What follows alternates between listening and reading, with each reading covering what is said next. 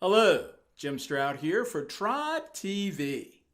Prior to all this corona crazy going on, there was a major disruption underway in the arena of employer-sponsored healthcare.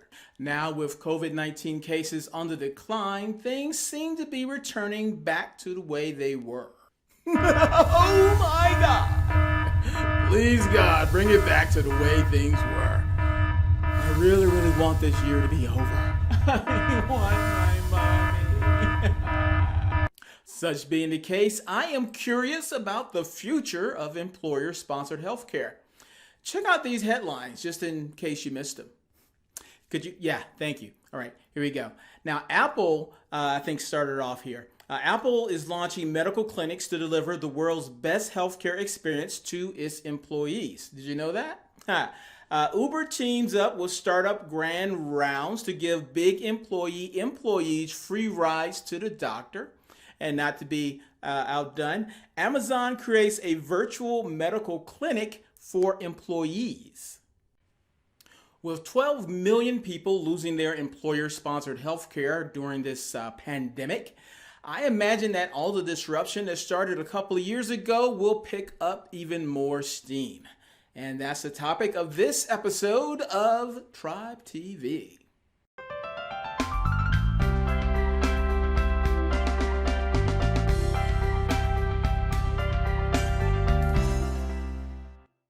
Even with the economic downturn, employment uncertainty, and other things like that related to COVID-19, employers are still looking at benefits to maintain a competitive advantage when it comes to attracting and retaining talent.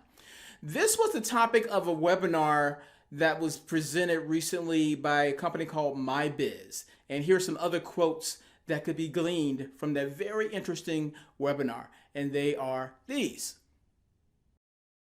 It's more than just healthcare, but healthcare is a critical component in attracting and retaining talent right now, said David Smith, who was the VP of Compensation at the Employers Association in Grand Rapids.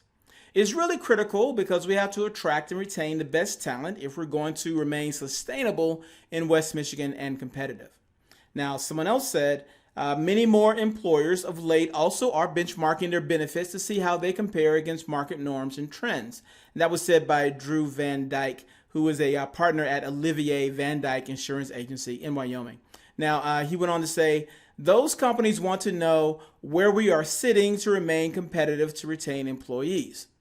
And then also what was brought up by David Smith, again, the VP of Compensation at the Employer Association in Grand Rapids.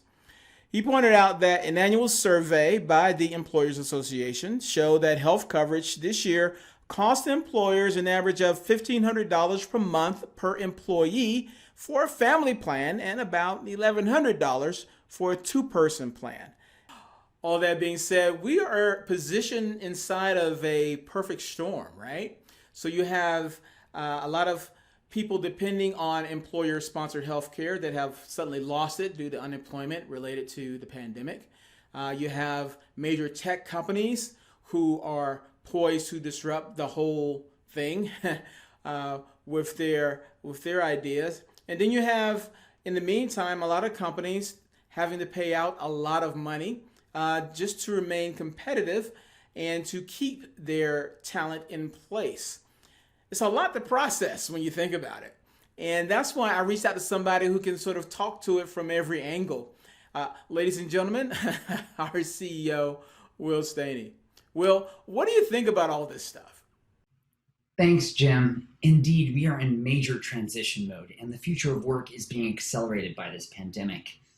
Millions of people are being laid off, and more are still being laid off during this pandemic. And they're not just losing their jobs, they're losing their health insurance too. During a global health crisis, that's pretty scary, right?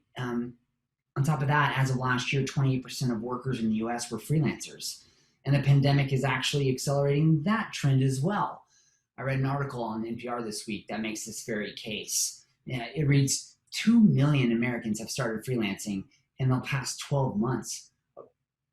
And that has increased the proportion of the workforce that performs freelance work to 36%. That's an 8% increase in just 1 year. The HR industry has been talking about the future of employer-sponsored healthcare for a while, especially after the passage of the Affordable Care Act in 2010. In an article by Sherm back in 2014, they quoted Ezekiel J. Emanuel, the author of Reinventing American Healthcare, who predicted that by 2025, few private sector employers will still be providing health insurance.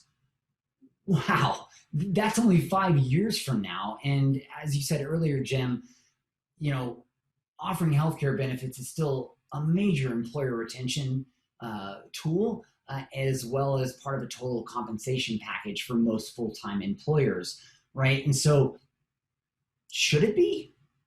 Are we still in an employment environment where, employees need to stay at a company, or businesses need employees to stay at a company 10, 20 years like they used to? Does having healthcare tied to employment possibly create engagement issues where you have employees staying in jobs they don't like so that they don't lose their health insurance? I mean, what about entrepreneurism? Like, how many people, don't take that leap into starting a business because they're afraid of how expensive health insurance could be, right? How much innovation isn't happening? These are just a few questions that our society is grappling with when it comes to employment and healthcare benefits.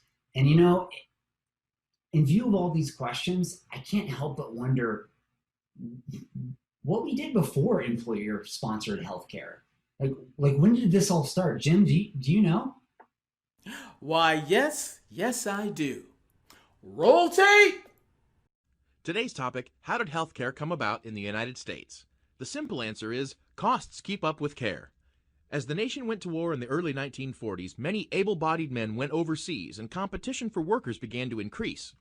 In order to lure new employees, American companies had to resort to new tactics, one of which was offering health insurance as part of a more attractive benefits package. That became the basis for today's system, where costs are spread across a large group of people and the healthy help pay for the sick. In the 1940s, the growing strength of the unions gave workers more bargaining power, and a tax-free, employer-sponsored health program became a common concession. In the 1950s, healthcare became even more sophisticated as a host of new medicines became available, including antibiotics to fight infection. Unfortunately, the cost of treatment continued to rise, and those without employer-based healthcare had to pay cash or not see a doctor at all. By the dawn of the 1960s, companies across the nation began to offer health insurance in response to the rising costs of medicine, treatment, and newer, more sophisticated procedures.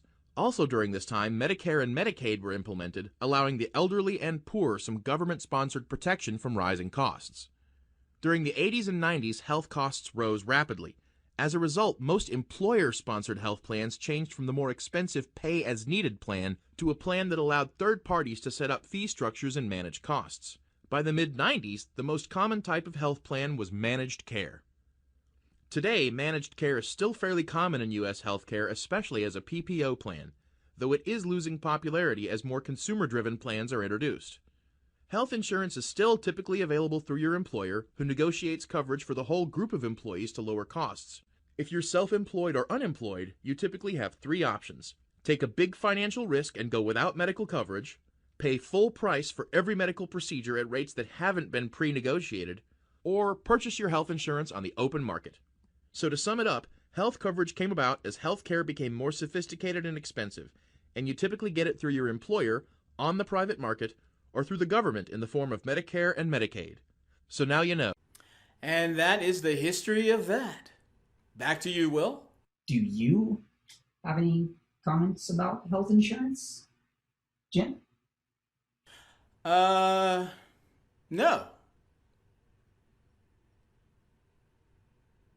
Shoutouts!